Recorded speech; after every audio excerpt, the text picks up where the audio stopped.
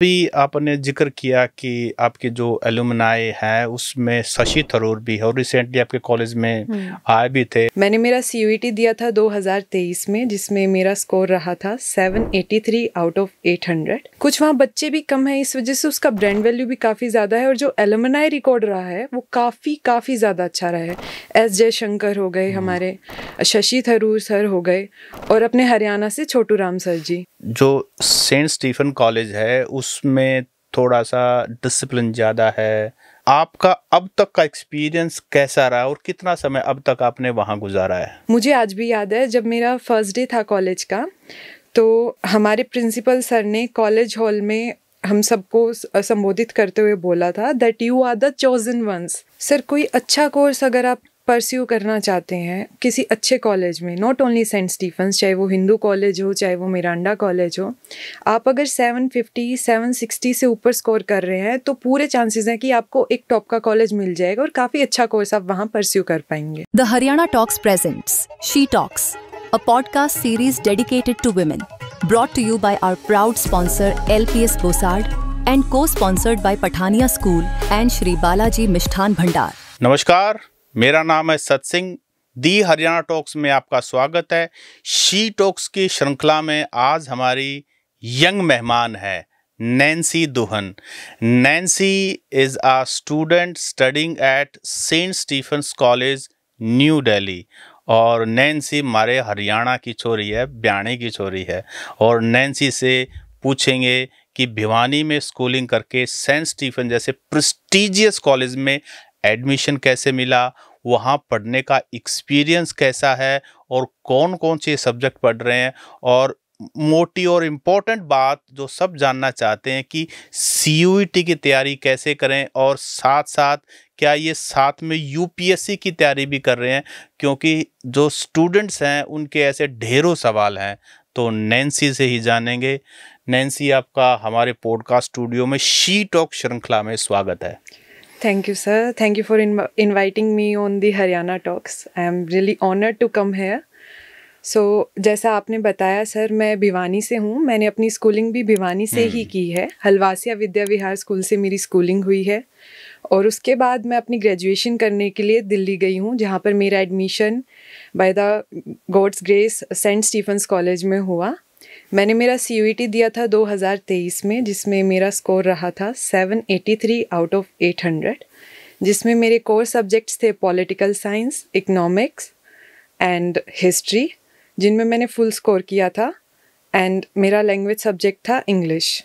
तो Nancy, Saint Stephen college, मुझे याद है कि जब मैं +2 में था, यानी कि आई वाज 1999 में, तो एक फिल्म आई थी कुछ कुछ होता है। और उस फिल्म में ना शाहरुख खान को, रानी मुखर्जी को, काजोल को, इनको पढ़ते हुए दिखाया था एक ऐसे ड्रीमी कॉलेज में। तो लोगों ने कुछ रिलेट किया कि ऐसा कॉलेज इंडिया में तो है नहीं, अगर है तो सेंट स्टीफन, शायद उसका नाम शायद स्टीफन कॉलेज था, तो हो सकता है कुछ लोगों ने रिलेट किया। तो ये सेंट स्टीफन कॉलेज कैसा है दिल्ली का, और क्या मतलब अगर आपने वो फिल्म देखी हो बाय चांस, तो क्या कुछ वैसा ही है? सर, जैसा उस फिल्म में दिखाया था, ओबियसली वो फिक्शनल था। सेंट स्टीफन कॉलेज अभी जिसमें मैं पढ़ रही हूँ वो अलग है काफ़ी। वहाँ पर एक मूवी का शूटिंग तो हुआ है, हाफ गर्लफ्रेंड करके नाम है उस मूवी का, लेकिन कॉलेज का माहौल, बाकी नॉर्थ कैंपस में वो कॉलेज पढ़ता है, बाकी कॉलेज के बच्चों से अगर हम पूछेंगे तो वो कहेंगे वो स्कूल है या कॉलेज है। They are doubtful about it, क्योंकि हमारी सुबह मॉर्निंग असेंबलीज होती हैं, उसके बाद क्लासेस लगती हैं, प्रॉपर बेल बजती है, एक क्लास से दूसरी क्लास, पीरियड्स लगते हैं, देन हाफ एन आवर का हमारा लंच टाइम भी रहता है। तो काफ़ी डिसिप्लिन्ड कॉलेज है। जो उस मूवी में दिखाया गया था वैसा तो बिल्कुल नहीं है। वैसा तो कम से कम वैसा माहौल नहीं है, लेकिन क्या कोएड है, क्या है, थोड़ा सा और बताएं सेंट स्टीफन के बारे में। सेंट स्टीफन्स कॉलेज एक कोएड कॉलेज है, जहाँ पर 50% रिजर्वेशन क्रिश्चियन माइनॉरिटी स्टूडेंट्स के लिए है, एंड देन अनदर 50% में से जनरल के बच्चे भी हैं, और उसमें SC ST रिजर्वेशन भी है। और कंपैरेटिवली अगर हम देखते हैं ODU के कॉलेजेस से, सेंट स्टीफन में काफ़ी कम बच्चे पढ़ते हैं। वहाँ पर एडमिशन आए, जहाँ तक मैं बता सकती हूँ, 1200 बच्चे अभी सेंट स्टीफन कॉलेज में पढ़ते हैं अराउंड, ये अप्रोक्स फिगर है। बाकी कॉलेजेस में 3000 से 5000 बच्चे पढ़ते हैं। कुछ वहाँ बच्चे भी कम हैं, इस वजह से उसका ब्रांड वैल्यू भी काफ़ी ज़्यादा है, और जो एलुमनाई रिकॉर्ड रहा है वो काफ़ी ज़्यादा अच्छा रहा है। S जयशंकर हो गए हमारे, शशि थरूर सर हो गए, और अपने हरियाणा से छोटू राम सर जी। चौधरी छोटू राम, देखो कितना बड़ा नाम है, अपने बातों बातों में चौधरी छोटू राम पर पहुंच गए। लेजेंडरी, पीजेंट्री, मास लीडर, वो जो चौधरी छोटू राम की तो बात ही अलग थी। और चौधरी छोटू राम का कहीं वहाँ ऐसा कोई वो बोर्ड है जहाँ पर उनका नाम लिखा हुआ है? सर कहीं आपने लिखा हुआ देखा वैसे? सर हमारे कॉलेज में कोई एलुमनाई रिकॉर्ड वाला बोर्ड नहीं है, लेकिन स्पोर्ट्स कॉम्प्लेक्स में तो है एक बोर्ड जहाँ पे काफ़ी स्पोर्ट पर्सनैलिटीज़ के नाम है। लेकिन सभी बच्चे जो पढ़ने आते हैं उनको पता है कि हाँ, यहाँ से ये हस्तियाँ निकली हैं, तो जानते सभी हैं, पर ऐसे नाम तो कहीं पे स्पेसिफिकली नहीं लिखा गया है। जो आपने बताया कि जो सेंट स्टीफन कॉलेज है उसमें थोड़ा सा डिसिप्लिन ज़्यादा है, क्लासेस रेगुलर लगती हैं, और माहौल भी बड़ा डिसिप्लिन्ड है। 50% क्रिश्चियन माइनॉरिटी के लिए वो है, बाकी सभी के लिए है। तो आपका अब तक का एक्सपीरियंस कैसा रहा और कितना समय अब तक आपने वहाँ गुजारा है? मैं अभी 2nd ईयर मेरा होने वाला है सेंट स्टीफन्स कॉलेज से। मैंने स्कूलिंग हरियाणा से की थी। हरियाणा में पढ़ाई का माहौल और यहाँ का जो एनवायरनमेंट है वो काफ़ी अलग है। हम हरियाणा के लोग सब एक जैसी भाषा बोलते हैं। स्कूल्स में टीचर भी हरियाणवी में पढ़ाते हैं, दो वो इंग्लिश मीडियम स्कूल हो या हिंदी मीडियम हो। लेकिन जब हम सेंट स्टीफन कॉलेज एक इतने बड़े संस्थान में पढ़ने के लिए बाहर जाते हैं, वहाँ पर केवल हरियाणा से बच्चे नहीं आते, वहाँ पूरे देश से अलग अलग जगह से हर कोने से बच्चे वहाँ पढ़ने आते हैं, और काफ़ी कहते क्रीमी लेयर। मुझे आज भी याद है जब मेरा फर्स्ट डे था कॉलेज का, तो हमारे प्रिंसिपल सर ने कॉलेज हॉल में हम सबको संबोधित करते हुए बोला था that you are the chosen ones. तो स्टीफन के बच्चे अगर ये देख रहे होंगे तो वो समझ गए होंगे, उनके चेहरे पे मुस्कान भी आई होगी ये लाइन सुन के। तो वहाँ पर द चोजन वंस यानी जो क्रीमी लेयर है ऐसा कहा जाता है, वो चुन के आते हैं। बाकी सर भगवान की दया से हो जाता है एडमिशन। वहाँ पे काफ़ी लंबा प्रोसीजर रहता है, इंटरव्यू का भी रहता है। लेकिन CUET के आने के बाद मेरे जैसे बच्चे जो बिल्कुल मिडिल क्लास बैकग्राउंड से आते हैं, वो अपने मार्क्स के दम पे वहाँ एडमिशन ले पा रहे हैं पिछले 2 साल से। तो CUT में कितना स्कोर, एक क्योंकि वैसे तो हर बार वेरी करता है, फ्लक्चुएट करता है, ऑन एन एवरेज जो 2025 में इस इंटरव्यू को देखेंगे, अगर वो सेंट स्टीफन के लिए ड्रीम कर रहे हैं तो कितने से ऊपर ही स्कोर उनको लेना चाहिए?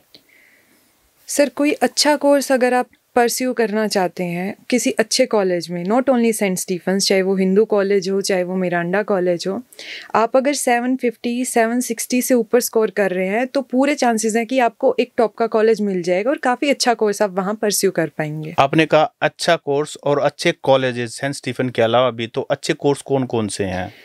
सर कोर्सेज की कट ऑफ पे ज़्यादातर बच्चे मतलब अपने दिमाग में बना लेते कि ये कोर्स अच्छा है, ये नहीं है, बट जिसमें आपका इंटरेस्ट है अगर वो आपको कोर्स मिल रहा है तो आपके लिए वो बेस्ट है। और सबसे ज़्यादा हाइप्ड कोर्सेज जो रहते हैं, political science honours, history honours, BA programme, pol history combination specifically अगर हम देखें तो जो ये मेन स्ट्रीम सब्जेक्ट्स हैं इनकी कट ऑफ सबसे ज़्यादा रहती है। इसके अलावा भी कोर्सेज हैं जैसे संस्कृत ऑनर्स और हिंदी ऑनर्स, इन सब कोर्सेज की कट ऑफ कंपैरेटिवली कम रहती है। सेंट स्टीफन में संस्कृत ऑनर्स भी है? हाँ, सेंट स्टीफन कॉलेज में सर पॉलिटिकल साइंस ऑनर्स जैसा कोर्स नहीं है और एक हिंदी ऑनर्स भी नहीं है, लेकिन वहाँ संस्कृत ऑनर्स जरूर है। चौधरी छोटू राम ने शायद संस्कृत हाँ जी सर, वही उन्होंने किया था। तो जो वहाँ के टीचर्स हैं क्या सभी क्रिश्चियंस ही हैं, फादर ही हैं जैसे फिल्मों में दिखाते हैं, या वो वाइट कपड़े पहन के और वो क्रिश्चियन वाली वो लॉकेट टांगर, ऐसा ही होता है वहाँ पे? नहीं सर, वहाँ पर टीचर्स क्रिश्चियन भी हैं, हिंदू भी, मतलब सभी रिलीजन से हैं। वो आपकी क्वालिफिकेशंस के ऊपर आप सेलेक्टेड हैं। वहाँ ऐसा कुछ नहीं है कि आप क्रिश्चियन ही हैं तभी आप टीचर बनेंगे, और ऐसे कोई फादर फिगर नहीं। वे नॉर्मल फॉर्मल ड्रेसेस में आते हैं टीचर्स। काफ़ी कोऑपरेटिव टीचर्स हैं, काफ़ी ज्ञानी टीचर हैं, और मतलब जो वो हमें सिखाते, अभी तो सर मैं जो हूँ अपने गुरुओं की वजह से ही हूँ, यहाँ पर अगर मैं बैठी हूँ तो उनकी ही देन है। टीचर्स हमें जो सिखाते हैं, जो उन्होंने एक तरीके से सर, मेरा तो जो माइंडसेट था, मैं हरियाणा से आई हूँ, यहाँ पर हम माने चाहे ना माने एक कंजर्वेटिव माइंडसेट रहता है, क्योंकि यहाँ के लोगों की जो मेंटेलिटी है वो काफ़ी रिजिड है। लेकिन जब मैं बाहर गई हूँ, मैंने अलग अलग लोग देखे हैं, उनके पॉइंट ऑफ व्यू सुने हैं, तब मुझे कुछ ऐसी बातें जानने को मिली हैं जो मेरे को उस रिजिडिटी से निकाल के मेरे माइंड को और ओपन बना पाई। जैसे अलग अलग पर्सपेक्टिव समझ पाई। अपने हरियाणा में सर लड़का लड़की अगर बात कर रहे हैं, ये भी टैबू है। एक स्कूल में टीचर्स एक डिस्टिंक्शन बना देते हैं कि तुमको इससे बात नहीं करना, बट द थिंग इज हम इस सोसाइटी में रह रहे हैं, हम अनरिटन लॉ होता, कहते भी नहीं है लेकिन अनरिटन लॉ होता है। अनरिटन लॉ होता है। लेकिन जब हम बाहर निकलते हैं, हमको सोसाइटी में हर इंसान से इंटरेक्ट करना है, not only man, women, transgender, और भी अभी तो जैसे टाइम बदल रहा है तो काफ़ी अलग अलग आइडेंटिटीज़ भी आ रही हैं। तो हमें अपना दिमाग काफ़ी ओपन माइंडेड रह के लोगों से उनके पर्सपेक्टिव सुनना चाहिए, समझना चाहिए। सिर्फ हम अपनी एक थिंकिंग नहीं रख सकते हैं, क्योंकि जब तक हम रिजिड रहेंगे और एक कंजर्वेटिव माइंडसेट में रहेंगे, हम समझ ही नहीं पाएंगे कि सामने वाला इंसान क्या कहना चाह रहा है। तो इसी तरीके से वहाँ का जो सिलेबस पढ़ाया जाता है बाकी डीयू के कॉलेजेस के हिसाब से वही होता है या कुछ अलग होता है? सर वो कॉलेज डीयू के अंडर ही आता है, तो सभी कॉलेजेस का सिलेबस सेम रहता है।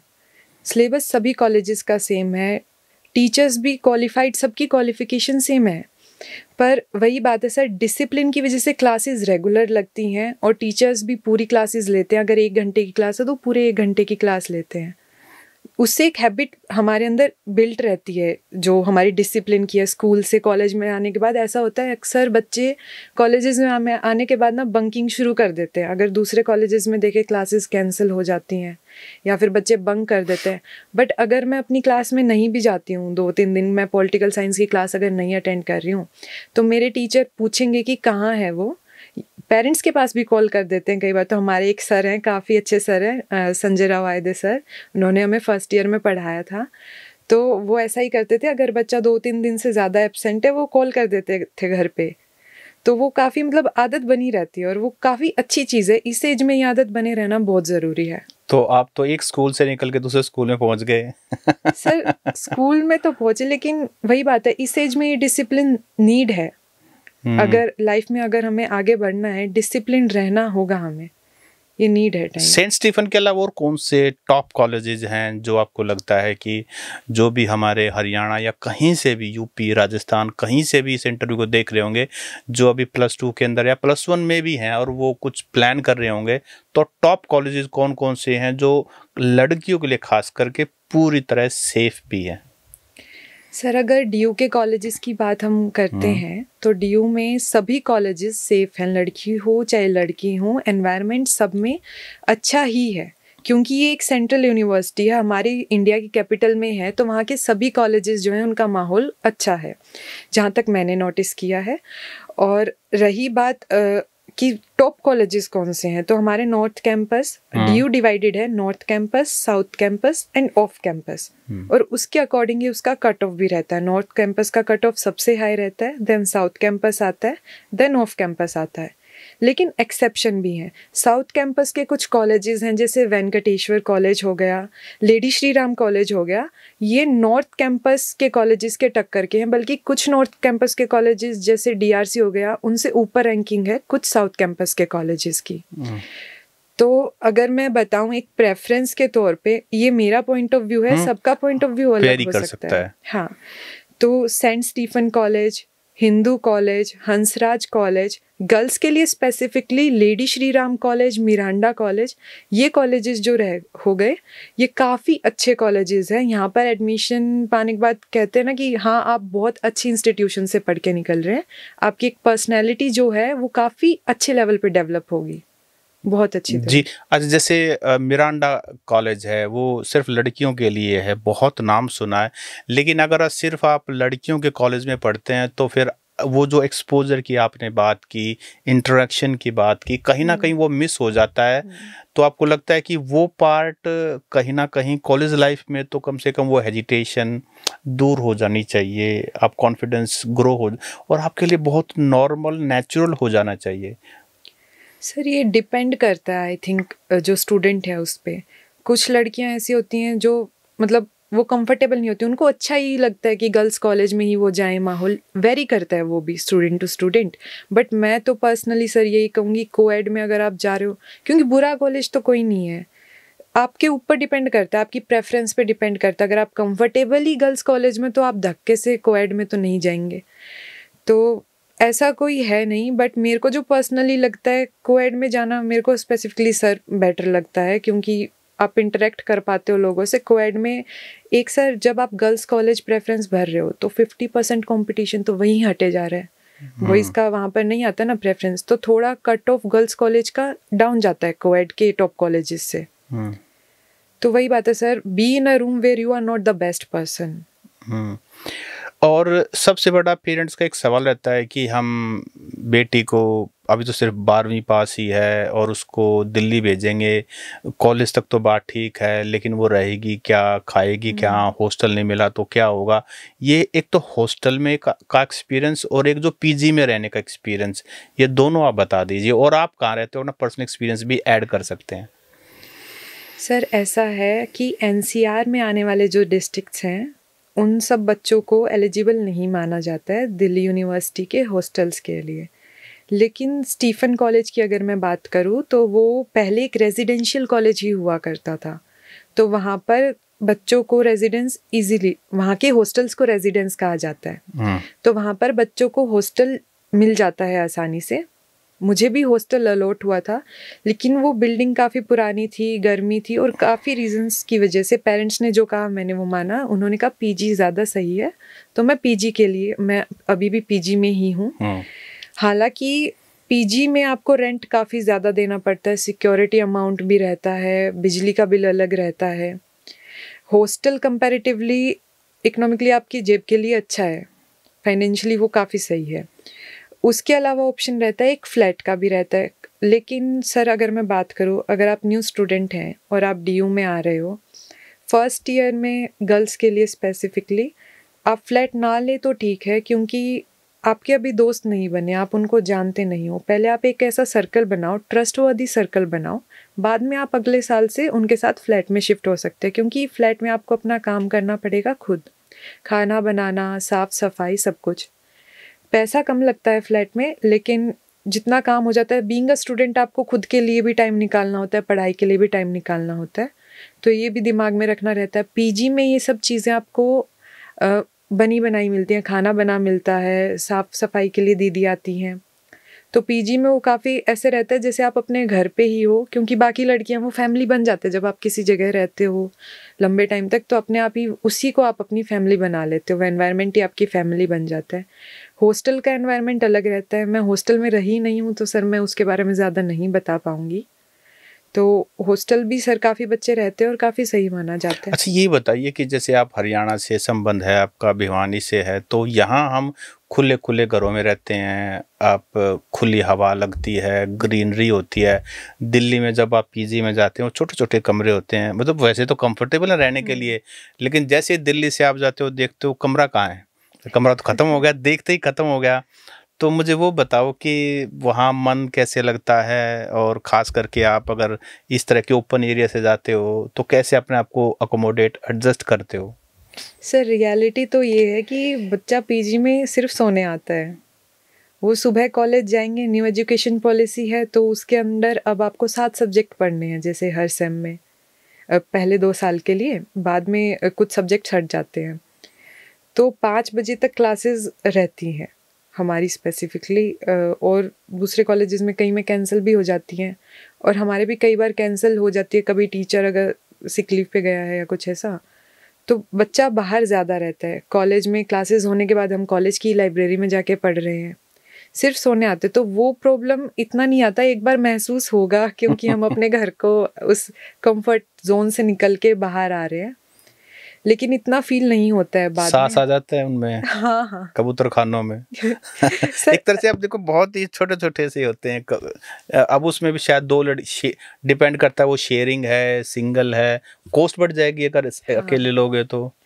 सर पीजी हर तरीके का है वहाँ पर, मतलब वो आपके ढूंढने पर थोड़ा आपको रिसर्च करना पड़ेगा। वहाँ एडमिशन अगर आपका हो रहा है, आपको पता है सीयूईटी देने के बाद बच्चे को लगभग अंदाज़ा लग जाता है कि मेरा स्कोर इतना है, मेरा वहाँ एडमिशन हो जाएगा।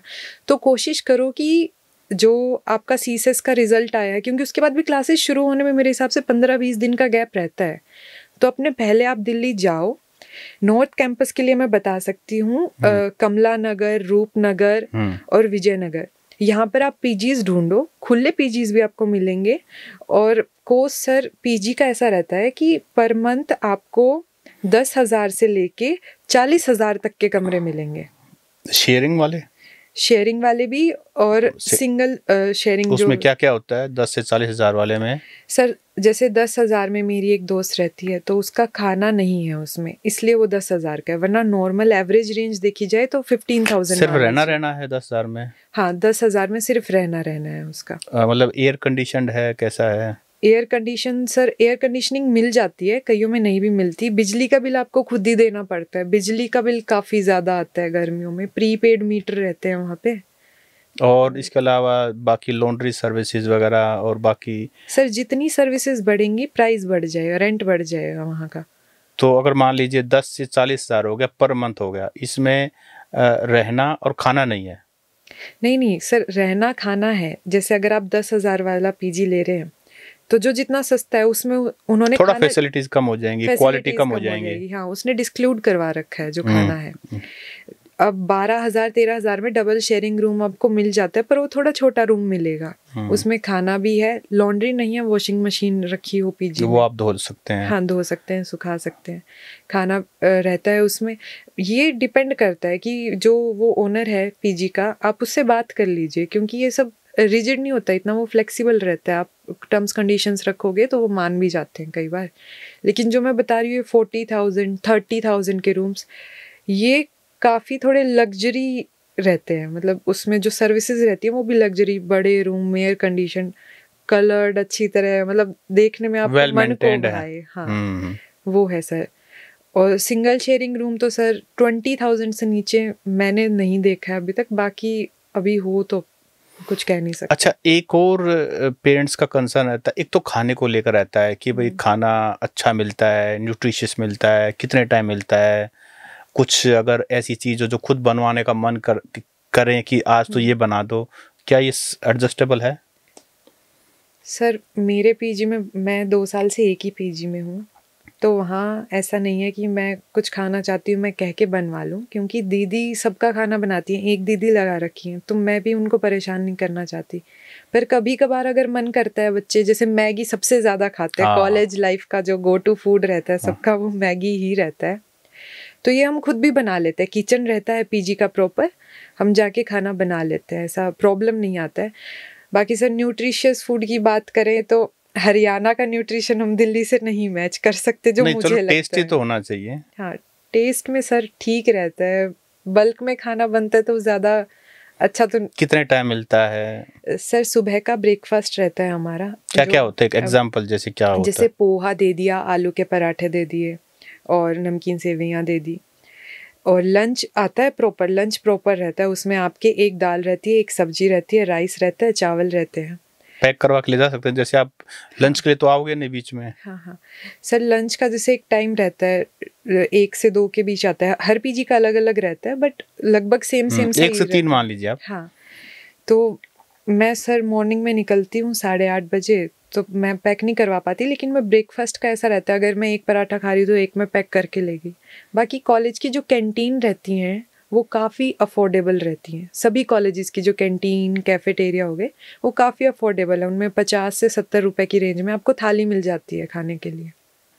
तो वहाँ से बच्चे खाना खा लेते हैं, क्योंकि सिर्फ लंच के लिए बच्चा वापस पीजी जाए और फिर और गर्मी के टाइम में तो बहुत मुश्किल है, फिजिबल नहीं है। और कुछ वहाँ पे जैसे टुक टुक कहते हैं सर, रिक्शा चलती है, इलेक्ट्रिक टुक टुक, अपने जो ऑटो रिक्शा वाला नहीं, एक ई रिक्शा टाइप में होता है, रिक्शा टाइप में ही होता है, टुक टुक चलती हैं। तो वहाँ पर ऐसा रहता है कि पैसे भी काफ़ी ज़्यादा लेते हैं वो, ऐसा नहीं तो है उसको भी मैनेज करना आपको। हाँ, मैनेज करना, तो आपको अपने एक्सपेंसेस मैनेज करने पड़ते हैं। बाहर अगर बच्चा रह रहा है तो उसके 25,000 तो मिनिमम आप महीने के लगा ही लीजिए, अगर वो पीजी में रह रहा है तो। 25,000 में आपने खाना पीना रहना जैसे प्लस 15,000 आपका हो करीब हो गया आपका rent मान रहना, लीजिए। मतलब पीजी का हो गया 15,000। हाँ, उसके अलावा 10,000 आप मान लीजिए, अगर आप मशीन है पीजी के अंदर तो आपको अपने डिटर्जेंट खुद लाना है, कपड़ों का खर्चा हो गया, बाहर खाने का हो गया, ऑटो रिक्शा का हो गया, तो छुटपुट एक्सपेंसेस आते रहते हैं, छोटे मोटे एक्सपेंसेस।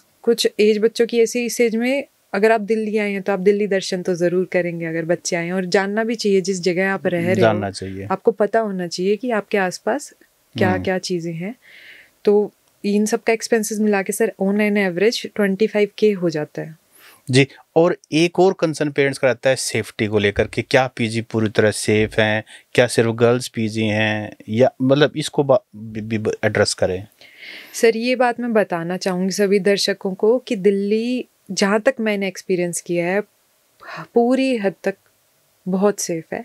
नॉर्थ कैंपस पर्टिकुलरली लड़कियों के लिए बिल्कुल सेफ़ है। ऐसी कोई घबराने की बात नहीं कि हमारी बच्ची को कोई उठा लेगा या कुछ हो जाएगा, ऐसा कुछ नहीं है। दिल्ली काफ़ी सेफ़, अपने देश की राजधानी है, वो नहीं सेफ़ होगी तो और कौन सी जगह सेफ़ होगी। तो thanks to Delhi police also, Delhi police, Delhi government, सबको सर।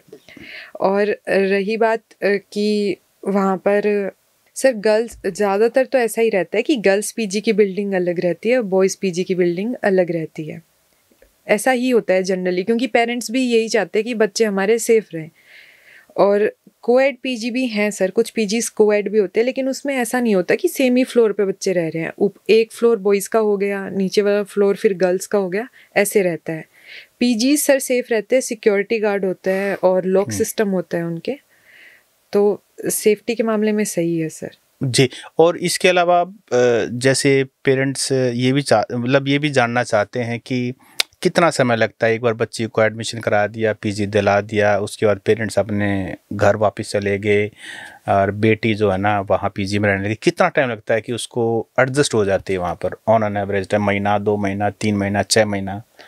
सर ये भी मेरे हिसाब से सामने वाले बच्चे पे डिपेंड करता है। अगर उसका एडजस्टिंग नेचर है तो उसको 10 दिन में ही वो एडजस्ट कर जाएगा उधर। बट अगर थोड़ा, जैसे मैं 18 साल केवल भिवानी में ही रही, फिर मैं दिल्ली गई हूँ, मुझे थोड़ा समय लग गया, 1-2 महीने मेरे को लग गए वहाँ एडजस्ट होने में, क्योंकि घर वालों की याद, घर के खाने की याद, तो लग जाता है टाइम।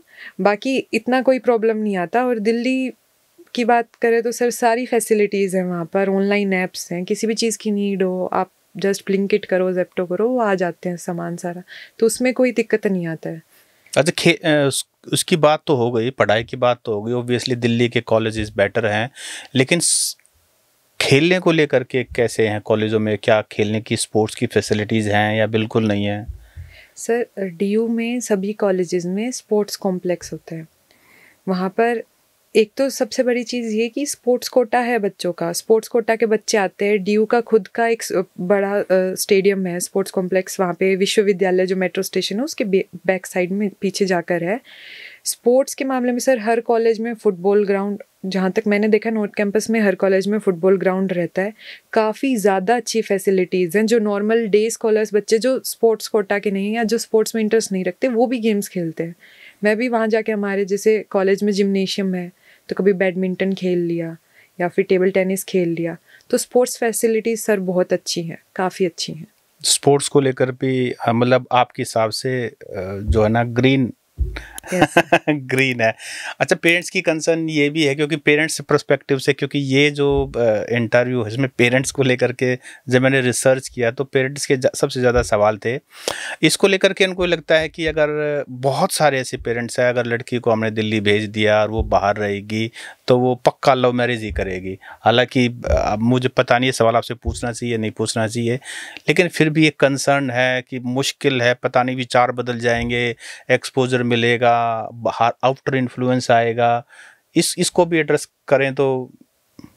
सर ये जो टॉपिक है ये अपने हरियाणा में काफ़ी कंट्रोवर्शियल है, क्योंकि हरियाणा की सोसाइटी, हमारे ऐसे माना जाता है कि अरेंज मैरिज ही सही रहती हैं, कैरेक्टर जज कर लेते हैं लोग काफ़ी ज़्यादा। बट सर इसमें मेरा पर्सनल ओपिनियन काफ़ी लोगों को सही भी लग सकता है, गलत भी लग सकता है, पर मेरा सर यही मानना है कि अगर सही में किसी इंसान को दूसरे इंसान से लगाव है और दोनों एक दूसरे की तरक्की में साथ चल रहे हैं और सपोर्ट कर रहे हैं और काफ़ी अच्छी उनकी बनती है, तो उनकी शादी भी हो रही है घर की रजामंदी से, तो कोई दिक्कत वाली बात नहीं है। पर कई बार क्या होता है, बच्चे डिसगाइड हो जाते हैं, उनको पता नहीं होता है कौन उनके लिए सही है और वो गलत डायरेक्शन में चले जाते हैं, जिससे उनका करियर भी ड्रॉप हो जाता है और काफ़ी और प्रॉब्लम्स भी आती हैं। तो ये आई गेस जो वहाँ पर स्टूडेंट है उसको इतना वाइज होना चाहिए कि वो समझ सके कि उसकी फैमिली की नीड क्या है, उसकी पर्सनल नीड क्या है, उसकी ग्रोथ के लिए क्या सही है। और सर ऐसा बिल्कुल भी नहीं है कि अगर बच्ची DU गई है तो लव मैरिज ही होगी, ऐसा कुछ भी नहीं है। सबकी अपनी प्रेफरेंसेस होती हैं। उस सफ़र के दौरान अगर आपको कोई ऐसा साथी मिल जाता है जो आपकी हम सफ़र के तौर पे फिट बैठता है, आप अपने घर वालों को बताइए, उनसे सलाह लीजिए और उसके बाद तो सर कम्युनिकेशन स्किल्स के बारे में बताइए, क्योंकि जैसे ही आप ग्रेजुएशन करेंगे तो आपको कहीं भी नौकरी मिले आपकी कम्युनिकेशन स्किल बहुत अच्छी होनी चाहिए। क्या कुछ ऐसा एक्सपोजर मिलता है जिससे आपकी कम्युनिकेशन स्किल इम्प्रूव हो जाए वहाँ पर, खास करके इंग्लिश में, और इंग्लिश के अलावा और बाकी लैंग्वेजेस में भी? सर ये इस बात पे मैं गौर करना चाहूँगी। जैसे मैं स्कूल में जब थी, हमारे इंग्लिश नहीं बोलते थे। हरियाणा के लगभग 90% स्कूलों में इंग्लिश आमतौर पर नहीं बोली जाती। मुझे भी पर्सनली जब मैं गई फर्स्ट टाइम, मेरे घर का माहौल भी ऐसा नहीं है कि वहाँ इंग्लिश बोलते हूँ, पूरा हरियाणवी बोलते हैं, सब अपनी बोली बोलते हैं, तो तब थोड़ा प्रॉब्लम आया था। पर DU में जब हम जाते हैं वहाँ पर ऐसा है कि इंग्लिश बोला जाता है। स्टीफन के अंदर काफ़ी कॉमन है, वहाँ पर इंग्लिश में ही कम्युनिकेट करते हैं टीचर्स भी, तो वो एक एक्सेंट शुरुआत में आता है, बट धीरे धीरे टाइम के साथ आपकी इंग्लिश इतनी इम्प्रूव हो जाती है कि आपको कोई भी सेंटेंस बोलने से पहले सोचना नहीं पड़ता कि अब मुझे क्या बोलना है। That's where you get the fluency. तभी आपकी पूरी जो कोई लैंग्वेज है उस पर आपकी कमांड बन जाती है, जब आपको सोचना ना पड़े। कम्युनिकेशन स्किल्स सर ऑब्वियसली जब अगर बच्चा ऐसी जगह पढ़ रहा है जहाँ पर पूरे इंडिया से बच्चे आ रहे हैं, वाइब्रेंट वहाँ का पूरा माहौल है, एनवायरनमेंट है, तो आप अपने आप ही एफिशिएंट होने शुरू हो जाते हैं। You know how to communicate with the other person. तब आपको पता होता है कि हाँ, मेरे सामने ये पर्सन है, I have to communicate like this, ये इस पर्सनैलिटी का इंसान है। आप अलग अलग प्रकार के लोगों से जब मिलते हो तब आप खुद ये बिल्ट हो जाती है ये चीज़ कि आपको पता लग जाता है कि हाँ, अब मेरे को इस एफिशिएंसी के साथ ऐसे कम्युनिकेट करना है, ये ओहदे में फॉर्मली करना है या इनफॉर्मली करना है। और सर DU में जाने के बाद जब आप के दोस्त बनने शुरू होते हैं, एक सर्कल बन जाता है आपका, पूरा कॉन्टेक्ट्स बिल्ट होते हैं, वो टाइम के साथ बच्चा खुद सीख जाता है, सिखाने की ज़रूरत नहीं पड़ती है। जी। अच्छा, बहुत सारे बच्चे ये भी सोच के एडमिशन लेते हैं कि मैं जैसे ही अपने एडमिशन लूँगा प्रोग्राम के अंदर तो कुछ समय बाद मैं UPSC की तैयारी शुरू कर दूंगा या कॉम्पिटिटिव एग्ज़ाम की तैयारी शुरू कर दूंगा। कितना समय मिल पाता है आपको कॉम्पिटिशन एग्ज़ाम की तैयारी करने का? हाँ सर, पहले ऐसा होता था BA प्रोग्राम में हम 4 सब्जेक्ट पढ़ते थे, लेकिन न्यू एजुकेशन पॉलिसी जो आई है उसके बाद से BA प्रोग्राम का स्पेसिफिकली ऐसे रहता है, आपको एक सब्जेक्ट अपना मेजर लेना होता है, एक सब्जेक्ट आपका माइनर होता है। मेजर के आपके 2 एग्ज़ाम रहते हैं, माइनर का 1 एग्ज़ाम रहता है। उसके अलावा आपके सब्जेक्ट होते हैं SCC, VAC, AEC and GE, skill enhancement course, value addition course, ability enhancement course and generic elective. BA programme, particularly BA programme के स्टूडेंट्स को GE में एक लैंग्वेज लेना होता है। 2 साल उन्हें ऑल्टरनेटिवली 2 लैंग्वेजेस पढ़ने को मिलती हैं। और इसके अलावा ये जो सब्जेक्ट मैंने जो और बताए हैं ये ऑप्शनल रहते हैं, आपको चूज़ करना होता है, एक पूल ऑफ सब्जेक्ट्स होता है। तो इस वजह से सर थोड़ा बर्डन ऑब्वियसली बढ़ा है, क्योंकि इनके असाइनमेंट्स रहते हैं, इंटरनल असेसमेंट रहते हैं, कंटिन्यूस असेसमेंट रहता है। मेरे को सर पर्सनली ऐसा फील होता है कि ऐसा नहीं है कि हम 6 घंटे तैयारी को दे सकें, जो पहले रहता था कि बच्चे को BA दिला दिया, UPSC के लिए 6 घंटे कोचिंग कर लेगा, साथ साथ पढ़ लेगा। आपको टाइम कंपैरेटिवली थोड़ा कम मिल पाता है, जो मुझे फील हुआ है। और तैयारी सर मैं ये और कहना चाहूँगी कि तैयारी इंसान कर लेगा, वो जो नॉलेज है वो मतलब ऐसा नहीं है कि वो मतलब कैसे बताऊँ मैं उसको, जो आपको UPSC के लिए पढ़ना है ना, वो नॉलेज आप बुक से ले लोगे, लेकिन सबसे ज़रूरी चीज़ है जब आप एक पोस्ट पर जाते हो उसके बाद आप उसका एग्जीक्यूशन कैसे करते हो, जो पर्सनैलिटी डेवलपमेंट की नीड है। तो मेरा ये मानना है कि कॉलेज लाइफ में फर्स्ट ईयर में स्पेसिफिकली बच्चे को अपनी पर्सनैलिटी ग्रोथ पे ध्यान देना चाहिए, क्योंकि वही एक एज है जब आप स्कूल से निकल के कॉलेज में मैच्योरिटी की ओर बढ़ रहे हो। दुनियादारी को सीख रहे हो। अगर आप पढ़ाई से निकल के फिर पढ़ाई में क्रैमिंग ही करते रहोगे लाइफ टाइम, तो आप सीख नहीं पाओगे चीज़ें। आप एक पद तक पहुंच जाओगे, पर जब एग्जीक्यूशन पे बात आएगी तब आपको थोड़ा प्रॉब्लम आ सकता है फिर। तो पर्सनैलिटी डेवलपमेंट सर मेरे अकॉर्डिंग ज़्यादा ज़रूरी है। फर्स्ट ईयर में तो बच्चे को एक्सप्लोर करना चाहिए, अलग अलग लोगों से मिलो, उनको सुनो, उनके जानो उनकी थिंकिंग क्या है, क्योंकि वही आगे आपको हेल्प करेगा किसी भी जॉब में अगर आप जा रहे हो, नॉट ओनली यूपीएससी। जैसे मैंने आपसे बहुत सारे सवाल पूछे एडजस्ट करने के बारे में, पीजी के बारे में, गर्ल्स से रिलेटेड, बॉयज़ को भी दिक्कत आती है? क्योंकि ऑब्जर्व तो सारी चीज़ों को आप सिंस उसी इकोसिस्टम में रहते हो, या बॉयज़ को कोई दिक्कत नहीं आती, उसको एक बार डाल दिया और उसके बाद वो सर्वाइव कर गया? सर हर बच्चे को दिक्कत आती है, बॉयज़ हों चाहे गर्ल्स हों, हर बच्चे को दिक्कत आती है। सभी सेम ही पेस पर होते हैं उस टाइम पे। सभी अपने घर से आते हैं, ड्रीम्स लेके आते हैं, उम्मीदें लेके आते हैं घर वालों की, तो सभी उसी पेस पे होते हैं, एक हसल में होते हैं वो कि हमको ये भी करना है, ये भी करना है, ये भी करना है। बट सर जो मेरे को पर्सनली फील होता है कि कई बार कुछ चीज़ों का मतलब जैसे हवा बना रखा है, बच्चा ड्यू से पढ़ के आएगा ये बन जाएगा, ऐसा कुछ नहीं है। करना आपको लास्ट एट द एंड जो क्रक्स है ना वो यही है, सेल्फ स्टडी। आपका आप खुद कितने डिसिप्लिन्ड हो, आप खुद कितने मोटिवेटेड हो, कितने डिटरमाइंड हो, उस पर डिपेंड करता है कि आप लाइफ में क्या अचीव कर रहे हो। आप सेंट स्टीफन में अभी पढ़ रहे हो, अगर यहाँ आपको नाम मिलता हो, बाई चांस आपको आदर्श कॉलेज भिवानी में ग्रेजुएशन करने का मौका मिलता, तो ग्रेजुएशन तो वहाँ से भी होती, ग्रेजुएशन यहाँ से भी होती, दोनों का डिग्री की वैल्यू तो बराबर है।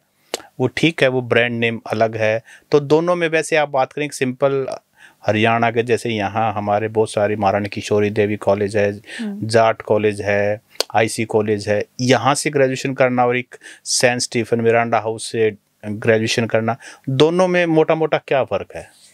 सर सबसे बड़ा फ़र्क ये है कि जब आप एक ऐसे इंस्टीट्यूशन से पढ़ रहे हो जहाँ पर आप इतने वैरायटी ऑफ पीपल से मिल रहे हो, कॉन्फिडेंस लेवल आपका बढ़ता है। सेकंड चीज़ ये है कि एक ही एनवायरनमेंट में रह के आप नहीं सीख पाओगे। आपको कहते हैं ना, मेंढक को कुएं से बाहर निकलना पड़ेगा अगर दुनिया को देखना है, तो वो चीज़ भी है सर। और सर जहाँ तक मैं जानती हूँ, जब आपको जानना हो ना चीज़ें कैसे चल रही हैं, क्या है, आप सिर्फ हरियाणा का पॉइंट ऑफ व्यू लेके नहीं बन पाओगे, एक सेंट्रल जॉब नहीं कर पाओगे।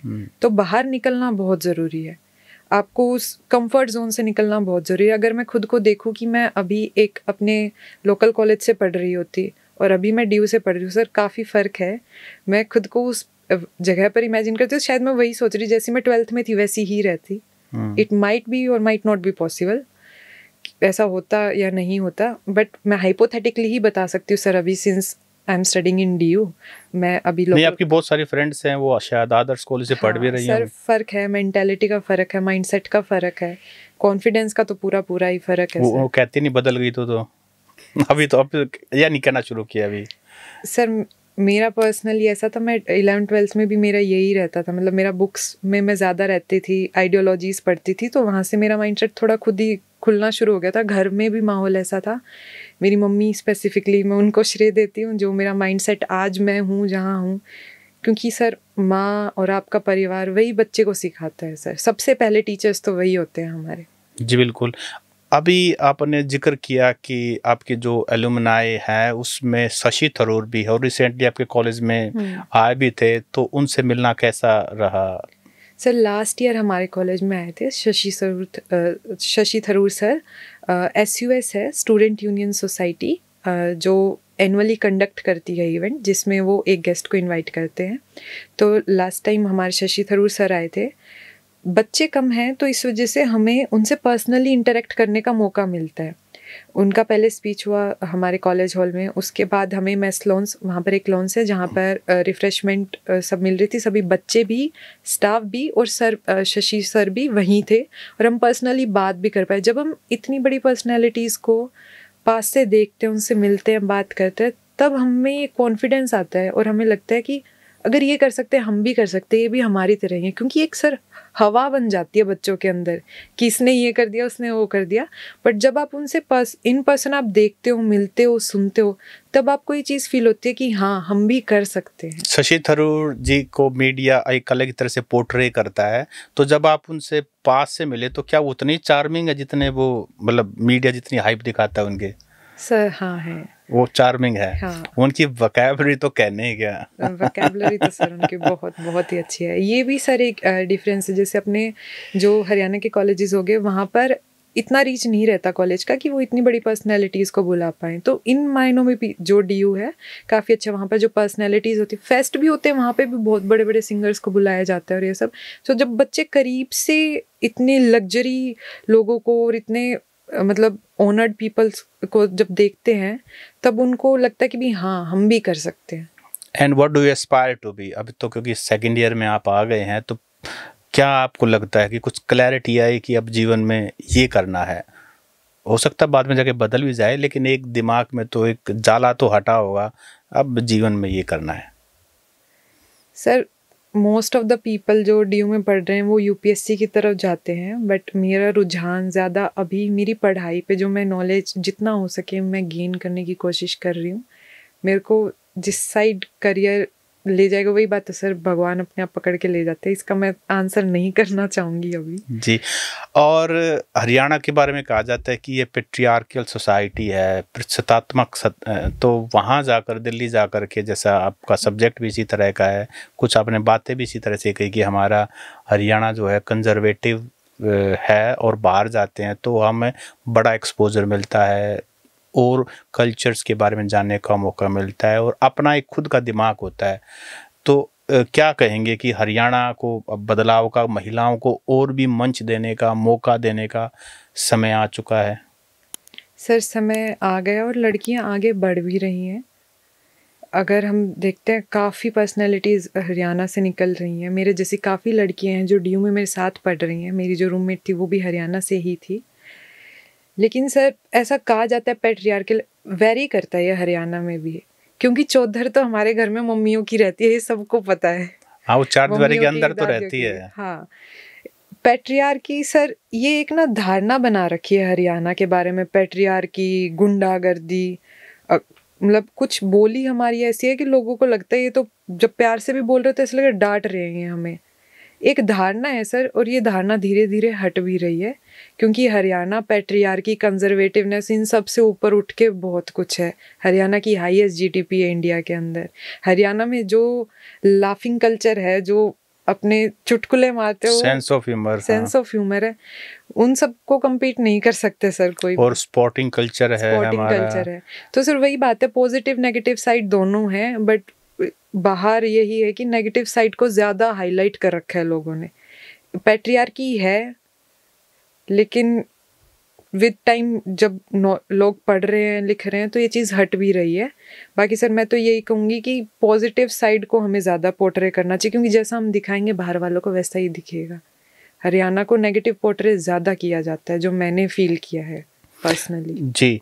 और इसके अलावा जो आखिरी सवाल आपसे हम जानना चाहते हैं कि आप इस पॉडकास्ट के माध्यम से जो भी बच्चे आपको देख रहे हैं, पेरेंट्स आपको देख रहे हैं और अपने बच्चों को, लड़का हो या लड़की हो, उनको आगे एजुकेशन, हायर एजुकेशन के लिए बाहर, दिल्ली ना सही कहीं भी भेजना चाहते हैं, तो उनके लिए कुछ कहना चाहेंगे?